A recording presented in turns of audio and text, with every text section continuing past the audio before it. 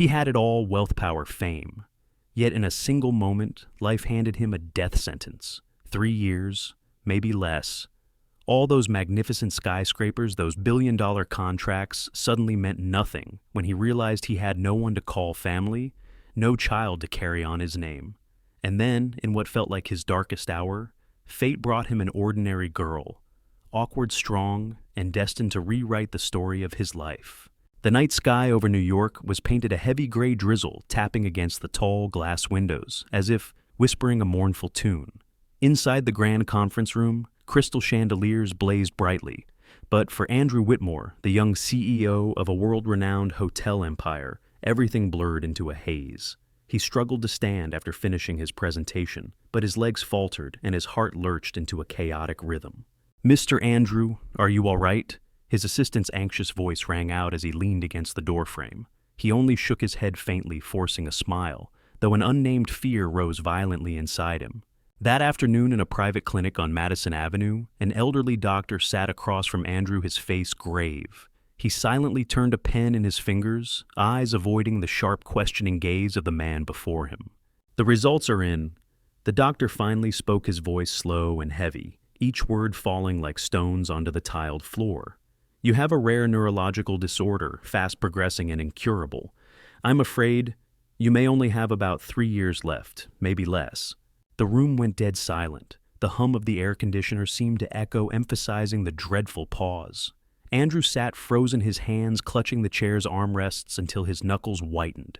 He was only 38 at the peak of his career, commanding an empire that stretched across continents. Yet now, his life was being measured in years, in months. He lowered his gaze to his hands that had signed countless contracts, built an empire of hotels. But now they trembled helplessly before fate. His chest pounded erratically with both fury and fear. A question screamed inside him. Why me? Why now when I've just reached the top? He wanted to roar at the doctor, to smash everything in sight just to silence that diagnosis. But what remained was only silence as heavy as stone. He bit down hard, memories flooding in. Plans left unfinished, trips, abandoned midway, dreams still resting in business drafts. All of it suddenly meaningless. His eyes fell to the Rolex on his wrist, gleaming under the light. The second hand ticked on relentlessly, each beat, cold and mocking, as though ridiculing him. Time moved forward for no one, not even a man who once thought himself invincible. In that moment, the image of his half-brother Derek surfaced in his mind. A reckless playboy, wasteful and cunning. If Andrew died, everything, his fortune, his empire, would fall into Derek's hands. A chill ran down his spine as he pictured the empire he had built, from nothing crumbling to dust under Derek's carelessness. "This cannot happen," Andrew muttered, almost like a vow. In his sharp green eyes, usually cold and proud, a defiant spark flared. He couldn't let death strip everything away before leaving one final mark. He needed an heir, a child to carry the Whitmore name, to continue the legacy. That night, in his opulent penthouse overlooking the glowing city, Andrew stood alone by the window. Below, New York sparkled as if the whole world were caught in an endless ball. But he, the man who once seemed untouchable, felt unbearably small. In his hand, a glass of wine swirled untouched. The image of his late father returned memories of childhood, of sacrifice and loss, pressing down on him like a heavy tide. He had never thought about death as much as he did tonight. And in that silence, a faint yearning rose, not just to fight Derek, not just to secure his empire, but to find a reason to live, to love, to not leave this world in solitude. A strong gust rustled the curtains. Andrew closed his eyes, whispering like a vow to himself. "I'll find someone strong enough, true enough, to give me a home, a child, before it all ends." In that moment, he had no idea life was about to lead him into a fated encounter with a girl who seemed a stranger, yet would soon become the brightest light in his darkest days. The grand ballroom of the Plaza Hotel glittered that night beneath crystal chandeliers, dazzling like an artificial sky full of stars. Gowns swirled across the polished floor, crystal glasses clinked together in delicate harmony, weaving a symphony of luxury. Laughter, music, polite greetings blended into one another, creating a world that for many would be a dream. But for Andrew Whitmore, it was nothing more than a stage of masks where people cloaked their ambitions beneath dazzling facades. He moved through the crowd, his cold, proud demeanor drawing countless stares. Yet inside his mind echoed with only one thought: 3 years. Just 3 years left. The thought pierced him like a knife, making the music around him feel distant and hollow. He lifted a glass of red wine, but the bitter taste no longer lingered on his tongue. And then fate entered his life. Not with fanfare, not with some grand event, but in the small form of an accident that seemed trivial at first. A tray of wine-wobbled crystal glasses slipped from trembling hands. The sharp crash of shattering glass echoed across the hall, slicing through the chatter and music. The entire room froze, every eye drawn to the same point. Dark red wine soaked across Andrew's pristine white shirt, trickling down the fabric like drops of blood. A young woman collapsed to the floor, her hastily tied brown hair tumbling into loose strands, her hazel eyes wide, startled, yet defiant. Breath quick and shallow, she scrambled to gather shards of glass, her fingers trembling, as disdainful gazes rained down on her from the distinguished guests. Among the sea of silken gowns and expensive perfumes, her plain apron was a jarring note, stark and real. It was like a simple melody suddenly breaking into an over-orchestrated symphony, exposing all that was false. "Oh God, I'm so sorry, I didn't see." Her voice shook, yet it carried no begging, no submission. Her small hands moved with determined speed, cleaning up the mess she herself had caused. Andrew bent down. Even he was surprised by his own gesture performed under the curious eyes of the elite. He offered her a napkin, his steady hand brushing lightly against hers. "It's just a shirt, no harm done." His deep, warm voice stood in sharp contrast to the icy tone that usually kept people at arm's length. In that fleeting instant their eyes met, proud emerald green locked onto resolute hazel brown. And in the silence that followed, a strange spark leapt between them, brief as lightning, yet powerful enough to shake him to his core. Her name was Emily Carter, not a wealthy heiress, not someone who could grant him leverage in business, just an ordinary young woman living in a cramped apartment, working evening shifts to support her teenage sister. Yet in her determined eyes and calloused hands, Andrew saw something he had long craved, but never named: honesty, strength, and a defiance unbowed by wealth or power. "You're not angry?" Emily lifted her gaze, bold and a touch challenging. "Anyone else here would have had me fired already." Andrew chuckled, a sound strange even to himself, as though joy had returned from a place long abandoned. "Perhaps they've forgotten how to laugh at themselves, but I haven't." Emily froze in surprise, then allowed herself a small smile. It wasn't forced, it wasn't calculating, just plain genuine and disarmingly sincere. And in that fleeting smile, Andrew's heart stumbled. When she finally stood fumbling with her apron before rushing back to her duties, Andrew's eyes lingered on her. The crowd resumed its laughter, its music, its hollow conversations.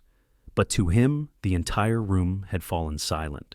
A strange echo lingered in his mind. That night he left the party with a shirt stained in crimson. Yet it wasn't the stubborn red blotch that haunted him. It was the nameless face of a waitress, an ordinary silhouette, simple and unassuming, yet burned into him as something unforgettable. And Andrew knew for certain he had to find her again.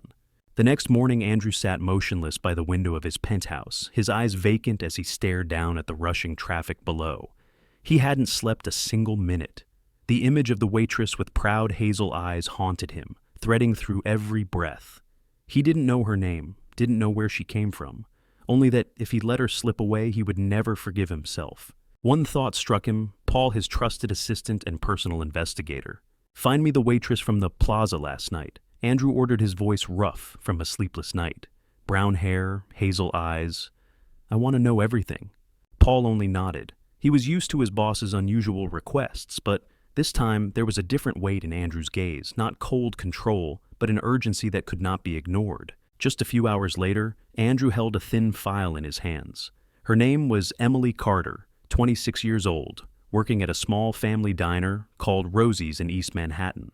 He ran his hand over the folder, whispering her name, Emily, as if carving it deep into his memory. That afternoon, the New York sky melted into pale gold. Sunlight stretched long shadows of skyscrapers across worn city streets. Andrew drove to the address listed in the file. Rosie's diner stood humbly between cramped buildings, a weathered wooden sign, windows fogged by steam and dust. A small bell jingled as he pushed the door open. The air was rich with the smell of roasted coffee and fresh pie, simple warm worlds, apart from the luxury he was accustomed to. And then he saw her. Emily Carter stood behind the counter, brown hair tied back neatly, her smile soft as she served an elderly man another slice of apple pie. Her movements were plain, yet something in her eyes and her smile lit up the whole room. Andrew froze at the entrance, his heart racing like a young man seeing his first love. Emily looked up, her hazel eyes widened in shock. "You the man from the plaza last night?" Her voice carried disbelief, mixed with caution. Andrew stepped forward, sitting down at the bar. His gaze locked on hers, steady and unyielding. "Yes, and I came to see you." Emily frowned, setting her dishcloth aside, her voice sharp with suspicion. "Why would you come all the way here? If last night upset you, I can apologize again, but I don't understand.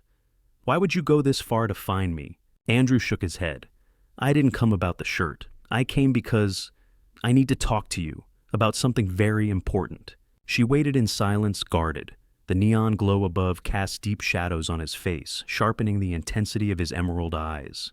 He leaned closer, lowering his voice as though afraid to shatter the fragile quiet between them. "You're strong, Emily. I know you lost your parents young, that you worked and studied at the same time just to care for your sister. I know you've taken on 2-3 jobs just to keep your family afloat. I looked into you." Her eyes flashed with anger. "You investigated me." "Yes," Andrew answered bluntly, refusing to evade. "And I did it because I needed to be certain. I don't have much time left. I want you to be my wife." The words fell like a storm. Emily froze, her lips trembling. What did you just say?" "We just met. I'm a waitress. And you—" "A man who is dying," Andrew cut in his voice, breaking. "I only have about 3 years, maybe less. I don't want to leave this world without a home, without a child. I want an heir not through a cold contract, but with a real woman. A woman like you." Emily let out a shaky laugh, half pained, half furious.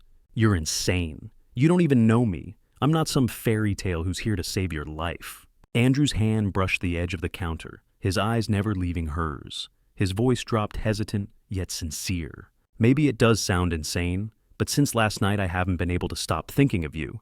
I don't know why. I only know that I had to find you. I want to believe that what happened wasn't just some random accident." Emily stared back, doubt and confusion swirling inside her. This man, wealthy, powerful. Someone who could have anyone, why her nameless waitress, a life weighed down with shifts and unpaid bills. Questions roared in her head, but answers refused to come. Andrew sat there silent but resolute, and it was that silence heavy with sincerity that unsettled her defenses. Her heart raced. She thought of Sophie, her younger sister, the sleepless nights hunched over textbooks, the meager dinners, the fragile dream of one day going to college. Andrew's voice echoed in her ears. His promise, "I'll take care of your sister's future. I'll give you a home. You won't have to carry everything alone anymore." Her pride clashed with her fears, tearing her apart inside.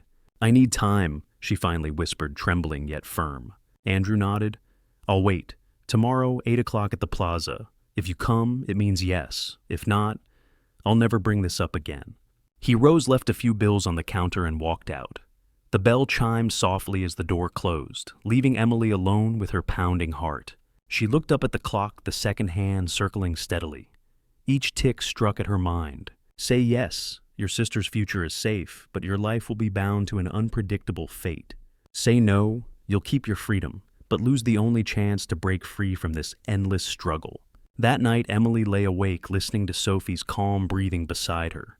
The word decision swelled inside her, heavy and inescapable, and as dawn broke, she knew her life was about to change forever. The next evening, the plaza's clock struck 8. The grand lobby glittered with golden light, yet Andrew wasn't among the revelers. He sat alone in a private waiting room, his heart pounding like that of a nervous young man. He didn't know if she would come. The door opened. Emily stepped inside, her brown hair softly falling over her shoulders, her hazel eyes still carrying a wary glint. She wore a simple dark blue dress, her face bare of elaborate makeup. Yet to Andrew she was more beautiful than any socialite he had ever known. "Are you really serious?" Emily's voice quivered. "A marriage, after only a few days of knowing each other?" Andrew rose and moved closer, his tone steady, though his hands trembled slightly. "I can't promise you a fairy tale, but I can promise you a home, a place to lean on, a path where you won't have to struggle alone anymore. I want you by my side, Emily, not as a stranger, but as my partner in life." Emily remained silent. In her mind, Sophie's image appeared, her thin shoulders, bent over textbooks, her fragile dream of college that could vanish at any moment. And now the opportunity was right before her. She drew in a deep breath, lifting her eyes to meet his. "All right, but only if you truly keep your word, not just to me, but to my sister as well." Andrew said nothing more. He only nodded, emerald eyes burning with conviction. A late autumn afternoon, New York sky painted soft orange as the sun slipped behind the tall buildings. A chill wind carried a few stray leaves along the pavement. Out in the suburbs on the banks of the Hudson River, an old wooden chapel stood, its bells tolling, gently mingling with the sound of water. Inside, a very different kind of wedding was about to begin. It wasn't a grand public spectacle yet. Diamonds still sparkled and tailored suits lined the pews. Beside Andrew's closest circle sat a handful of important shareholders and familiar faces from the elite. At the back, a few of Emily's co-workers had come quietly, their simplicity a soft counterpoint that made the atmosphere warmer, more genuine. Lavender and jasmine scented the air, mingling with the tender notes of a piano. The chapel glowed in the amber twilight, holding both the formality of Andrew's world and the intimate warmth that belonged to Emily's. In the preparation room, Emily Carter wore a modest ivory gown. The mirror reflected a face she barely recognized. The exhausted waitress, worn thin by late-night shifts, was gone, replaced by a woman about to step into an entirely new life. Yet, in her hazel eyes, hesitation and storm still lingered. Emily pressed her hand to her chest, feeling her heart race. "What am I doing? A wedding to a wealthy stranger. After only weeks." But then Sophie's image came back, sharply bent over books, shivering in the winter drafts. Her sister's future, that was the answer that held Emily there, clothed in white, carrying the weight of her choice. Sophie, the younger sister, slipped her hand into Emily's. "Are you sure about this?" Her small voice trembled. Emily managed a faint smile, trying to hide the storm inside. "I'm doing this for you. We won't have to count pennies anymore." The chapel doors opened. All heads turned as the young bride walked slowly down the aisle. At the far end stood Andrew Whitmore, tall and commanding in a perfectly tailored black suit. His sharp green eyes followed her every step like a statue of power. Yet beneath that gaze flickered something softer, a hidden yearning. Among the jeweled guests in silk ties, Derek, Andrew's half-brother, stood with arms crossed against the wall. A mocking smile curved his lips, his eyes slicing across Emily like a blade. Whispers rippled through the crowd. "Who is she? A waitress must be for the money."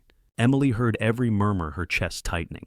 But when she reached Andrew, his hand reached out firm and steady. "Let's begin." He murmured, his voice a vow in itself, though his face remained composed. The vows rang out. "Do you take?" The pastor's voice resonated. Emily swallowed hard, her hands icy. Andrew answered firmly, "I do." The room seemed to tremble with that declaration. When her turn came, her eyes caught Derek's sneer, but then she drew a deep breath and spoke with resolve. "I do." Their kiss afterward was brief, a mere formality. Yet only Emily felt the fleeting warmth in Andrew's hand resting against her waist. The reception followed, bathed in golden light. Glasses clinked, laughter rang, and Emily walked among the watchful eyes, feeling as though she were playing a role in a script she hadn't learned. Andrew was always close, his hand at her waist, protective yet possessive. But in rare stolen moments alone, his voice cooled to ice. Leaning near, his words came low, almost as though convincing himself more than her. "Emily, we started from an arrangement. I can't promise you a fairy tale nor shield you from everything. But I will never see you as just a name on a contract. You mean more to me than that." Her heart stung, yet warmed strangely at the same time. She lifted her chin, voice quiet but proud. "You say that, but I'm here for Sophie, just as you're here for part of your legacy. Let's not forget why." A brief silence hung between them. Then Andrew's lips curved, not in a social smile, but in acknowledgement tinged with regret. Later, Derek approached, glass of wine in hand. "Mrs. Whitmore," he drawled, his tone dripping with mockery. "From carrying trays to wearing diamonds, what a spectacular leap." Emily gripped her champagne eyes sharp as steel. "At least I don't need to cling to my brother to make a place for myself." Derek's face flickered with anger, though he quickly masked it with a smug smirk. Before he could retort, Andrew appeared, his hand pressing firmly to Emily's back. His voice cut like steel. "Enough, Derek. Find another amusement." The tension in the room thickened like a wire ready to snap. Emily drew in a steady breath, lifting her head high. She was no longer the clumsy waitress from the plaza. Tonight she was Andrew Whitmore's wife. Whatever bargain had brought her here, no one could deny that truth. Later that night, as the last laughter faded, Emily stood alone on the balcony gazing at the glittering city. Andrew joined her silent for a while, before finally asking, "Are you all right?" She turned to him, her heart tightening. "I don't know. You keep saying this is just an arrangement, but sometimes when you look at me, it feels different." Andrew gave no reply, but his hand found hers squeezing tightly. In that quiet grip was more than 1,000 words, an unspoken confession he wasn't ready to voice. The penthouse atop the plaza was so still that even the ticking of the clock echoed loudly in the air. Beyond the enormous glass windows, New York glittered endlessly, but none of that brilliance could sweep away the heavy weight pressing into the room. Emily stood on the balcony, arms wrapped around herself, the winter wind cutting against her skin. Tonight should have been the beginning of happiness, yet all she could feel was unease because everything had begun from a bargain, a bare and sober exchange. She turned back and saw Andrew sitting alone. His face was taut, the glass of wine untouched in his hand, the dim golden light revealing the deep fatigue around his eyes. At that moment, Emily realized behind the pride and power, he was simply a man carrying a fear he couldn't bring himself to speak aloud. She stepped forward hesitantly, her voice soft. Are you all right?" Andrew tried to brush it off as always, but suddenly a wave of dizziness struck him. His grip tightened on the chair, his breath faltering. Instantly, Emily knelt, her small hands supporting his trembling arm. "Andrew, sit down now." Her tone was urgent but firm, leaving no room for refusal. He looked up, his usually sharp green eyes clouded and weak. "It'll pass? I'm used to it?" Emily shook her head, pressing her hand firmly over his, her gaze unwavering. "You don't have to get used to pain. Don't hide it. At least, don't hide it from me." Her words struck like a hammer against the wall he had built around his heart. Andrew stared at her. For the first time in years, he no longer felt like the invincible CEO, but simply a man desperate for someone to lean on. His trembling hand squeezed hers. In that fragile closeness, the distance between them dissolved. Andrew leaned down, whispering her name like a breath. "Emily." Their lips met, hesitant at first, trembling, then burning with the intensity of a flame long suppressed. Emily felt his heartbeat racing, felt the fear and the fierce hunger for life pouring into that kiss. She wrapped her arms around him, not because of obligation, but because of the vulnerable man trembling before her. That night they clung to each other, no longer two people bound by a contract, but two souls stumbling upon each other in the vast sea of life. Andrew's breath was ragged, his emerald eyes glowing with rare fragility. His voice cracked when he whispered, "I thought I shouldn't want this, but I do. I want you. I need you." Emily froze, her own heart thundering. She had reminded herself over and over that this was just an arrangement, a way to secure Sophie's future, to trade her freedom for safety. But looking into Andrew's eyes now, she saw no cold businessman, no shadow of wealth or legacy. She saw only a man frightened, yearning, aching to be loved. Images flashed in her mind. Andrew collapsing in the chair, gasping for air, his emerald gaze dimmed with weakness. At the wedding, standing tall yet so desperately alone, his eyes searching for her, not as part of a deal, but as his anchor. And on the balcony, when his trembling hand had reached for hers, raw and honest in a way that could never be faked. Those fragments fused together, carving themselves into her heart. They tore down the defenses she had carried so long, and for the first time, her proud, guarded heart began to believe there was something greater than any contract between them. Tears welled in her eyes, not of weakness, but of release. She let her shield fall, whispering with trembling certainty, a confession both terrifying and liberating. "I feel the same. I want you too. Not for money, not for status, but for who you are." Andrew froze, then tightened his grip on her hand, as if clutching a lifeline. They lay there in silence, listening to the pounding of each other's hearts beating in the same rhythm. Outside, the city still blazed, but in that penthouse, the world had narrowed down to only them. Andrew pressed his lips against her hair, his voice hoarse, heavy with truth at last. "Maybe we were never just an arrangement. Emily closed her eyes, surrendering to a tenderness she had never known. It was fragile, uncertain, but deep within her, a seed of trust had begun to grow. And she knew this night had changed everything. One late winter morning, pale sunlight slipped through the curtains, casting a fragile calm across the penthouse. Emily sat silently at the vanity, her hands trembling as she held a pregnancy test. Two bright red lines stared back at her, her breath-caught eyes widening in disbelief at the tiny miracle she cradled. Joy swelled within her, radiant and fierce, yet shadowed by a quiet dread. She pressed a hand gently against her belly, whispering through trembling lips, "Baby, you're the miracle I never dared to dream of." But instantly Andrew's image crashed into her mind, his dizzy spells, his evasive answers, his hoarse confession that night at the diner. "I only have a few years left. I don't want to die alone." Emily's happiness sank under the weight of those words. She found him in his study, hunched over piles of documents, his face gaunt, worn thin by sleepless nights. With shaky hands, she placed the test on his desk. Andrew looked up. For a fleeting moment, his usual coldness shattered. He bolted upright, pulling her into his arms. "Emily, we're having a baby." His voice broke, trembling like that of a child, handed the most precious gift. A rare smile broke across his face, pure, unfeigned, blazing straight from his soul. In that instant, Andrew felt every shadow in his life dissolve. He was going to be a father. A tiny life, his and Emily's, was entering the world. A blessing he had never dared to hope for had come true. But the joy lasted only a heartbeat. In the depths of his emerald eyes, Emily glimpsed the darkness creeping back, fear, gnawing and relentless. Not for himself, but for the unborn child, for the woman in his arms. A brutal question pulsed through his mind. "What happens to them when I'm gone?" "Are you happy?"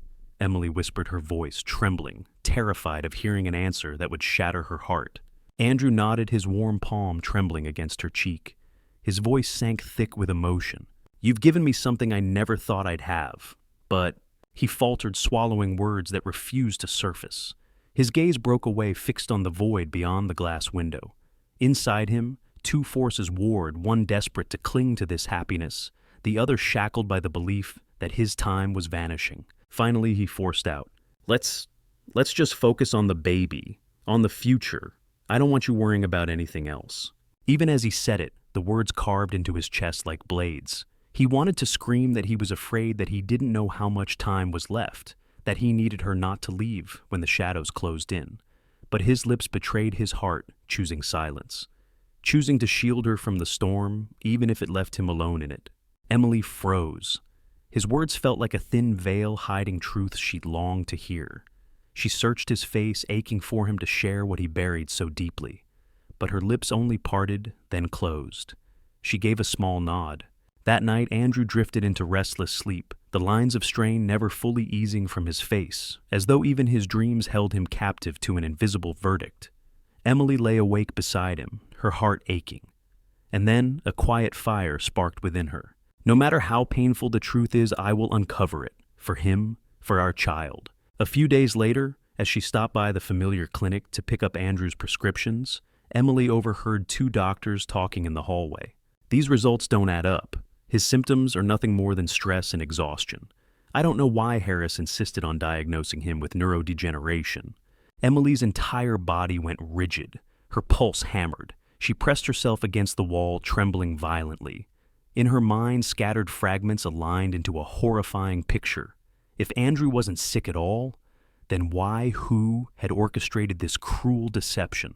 Only one name surged to the forefront: Derek. The sneer at the wedding, the venomous whispers, the mocking glint in his eyes, it all pointed straight at him. The next day, Emily drove to a private clinic in Greenwich to see Dr. Patel, an independent specialist. After carefully reviewing Andrew's medical files, the doctor's face darkened. Her voice was steady, certain. "These scans were altered. There's no evidence your husband has a terminal illness. What he's suffering from is severe stress and exhaustion. Someone deliberately led him to believe he was dying." The world collapsed and ignited all at once around Emily. Tears spilled of relief, but also of rage. The man she had begun to love was not fading away. He had been betrayed, tricked with ruthless cruelty. She returned home, her heart ablaze with new purpose. Andrew sat on the balcony, his gaze distant, lost in the city lights. Emily placed a protective hand on her belly and whispered to the child, growing inside her, "Baby, I will protect your father. I will tear away every lie so he knows there's still reason to live and to love." In the quiet winter night, Emily understood with piercing clarity her battle had only just begun. That night, the city outside still blazed with lights, but inside the plaza penthouse, the air was thick with tension. Emily laid a thick envelope on the coffee table in the living room. Inside were papers, emails, even a recording from the private investigator she had hired, all of it exposing a dark conspiracy. Andrew entered, loosening his tie, a frown creasing his face. "Emily, what's going on? You look like you've seen a ghost." She drew in a breath, her eyes brimming with tears, yet her voice unwavering. "You're not dying, Andrew. Your test results were forged. Derek, he bribed Dr. Harris to make you believe you only had a few years left." The words struck like a hammer. Andrew froze, then rushed forward, tearing open the file. He devoured every page, his hands trembling violently. The recording hissed to life, with Derek's low, venomous voice. "Make him believe he's dying. He'll give it all up, and I'll be there to take his place." Andrew's face drained of color. He collapsed onto the sofa, burying his head in his hands. "My God, all this time I've been living under the shadow of a lie." Emily dropped to her knees before him, gripping his shaking hands. "You're not alone. You still have me, and our baby. You need to rise, Andrew. You need to take back what's yours." Before he could respond, the door slammed open. Derek stormed in fury, blazing in his eyes as he spotted the envelope. "You fool!" he roared, pointing a finger at Emily. "How dare you dig into this?" Emily rose to her feet, her heart racing, but her voice steady as steel. "I know everything. You didn't just betray your brother, you tried to bury him alive with lies. You're nothing but a coward, Derek." He lunged forward, hand raised as if to strike. Emily flinched, eyes shutting tight. But the blow never came. Andrew was there. He had thrown himself between them, his fist gripping Derek's collar with iron force. His voice thundered like a storm. "Touch her again, and you'll pay with everything you have." The two men clashed, Derek struggling, but Andrew's fury was unstoppable. Rage lent him strength, and at last, he hurled Derek out of the room. The door slammed shut with a resounding crack, leaving silence vibrating in its wake. Andrew turned back, his emerald eyes blazing not with despair, but with a new fire. He brushed his hand against Emily's cheek, where a faint red mark lingered from Derek's failed strike. "I swear, I'll never let him hurt you again." Emily broke down, tears spilling as she buried herself against his chest. She could hear the strong, steady rhythm of his heart, not the heart of a man waiting to die, but of one who had found his reason to fight. Weeks later, the plaza's boardroom became a battlefield. The same room where Andrew once collapsed during a dizzy spell now hosted his fiercest fight. In front of the shareholders, he laid down every piece of evidence, recordings, payment trails, the altered medical files. Across the table, Derek sat, pale, his fake smile crumbling. "You can't do this. I'm family." Andrew's gaze cut sharp as steel. His voice was resolute, final. "You lost the right to call yourself family when you betrayed your own blood. From this moment, you have no place in this empire." The room fell silent. Then heads nodded one by one, the verdict sealed. Derek was stripped of all rights. Dr. Harris was sent before the medical board for disciplinary action. And Andrew stood tall, breathing freely for the first time in months, no longer shackled by a phantom death sentence. Outside the boardroom, Emily waited. When their eyes met, Andrew pulled her into his arms, whispering against her hair, "You saved me, Emily, not just from Derek, but from the fear that chained my heart." In that moment, they both knew this battle had never been only about reclaiming an empire. It was about protecting a love that had grown strong in the crucible of betrayal and pain. Spring arrived in the city. Cherry blossoms bloomed in the breeze, their pale pink petals drifting down like a gentle rain. In the suburban villa, Andrew had recently purchased sunlight, spilled into every corner, filling the house with warmth. Emily sat by the window in an armchair, her hands resting tenderly on her round belly, where new life grew stronger each day. They had weathered so many storms in recent months. Derek had vanished from their lives after his schemes were exposed. Dr. Harris had lost his license to practice medicine, and Andrew, once a man nearly crushed beneath the weight of a false death sentence, now stood straighter, more confident than ever. But the greatest transformation wasn't in his empire, it was in his heart. One early morning, Emily went into labor. Pain racked her body, sweat streaming down her face, but Andrew never let go of her hand. His emerald eyes burned with a vow. "You're not alone, Emily. We'll face this together." Moments later, the cry of a newborn pierced the air, scattering every shadow of fear. A tiny boy with bright blue-green eyes and tiny fists waving entered the world. Andrew lifted his son, his whole body trembling. Tears streamed down his cheeks, tears of faith, of love, of rebirth. "Look at him, Emily," his voice cracked. "He's our miracle." Exhausted but radiant, Emily reached out to touch Andrew's hands, cradling their child. "His name will be Liam," she whispered. "Liam Whitmore."